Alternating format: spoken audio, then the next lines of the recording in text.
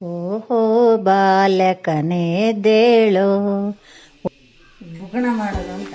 ಬುಗಣ ಹಸಿ ಬೀಜದ ಬುಗಣ. ಅದಕ್ಕೆ ಬೇಕಾದ ರುಚಿ ಬೇಕಾದಷ್ಟು ಉಪ್ಪು, ಖಾರ ಬೇಕಾದಷ್ಟು ಖಾರ, ಆಮೇಲೆ ತೆಂಗಿನಕಾಯಿ ತುರಿ ಸ್ವಲ್ಪ ಹಾಕೋದು, ತೆಂಗಿನಕಾಯಿ ತುರಿ ಸ್ವಲ್ಪ ಎಲ್ಲ ಹಾಕಿ ಆಮೇಲೆ ಇದನ್ನು ಹಾಕೋದು ಬೀಜ.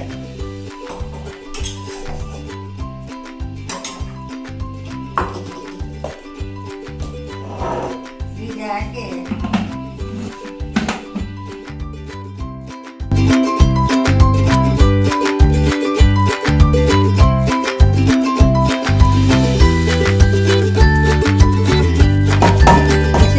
ಬುಗಣ.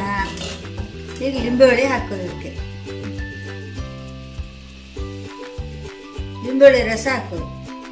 ಹಾಕಿ ಹಲಸಿನ ಬೀಜದ ಬುಗಣ.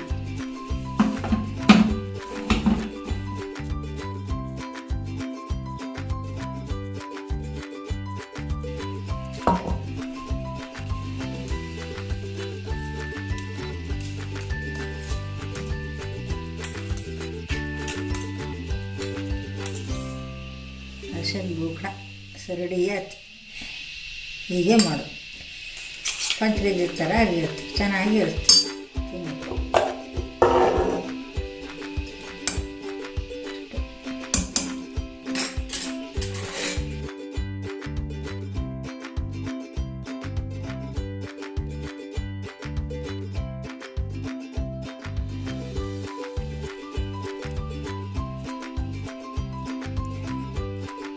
ಕೊತ್ತಂಬರಿ ಸೊಪ್ಪು ಹಾಕಿ ಇನ್ನೂ ಚೆನ್ನಾಗಿರುತ್ತೆ.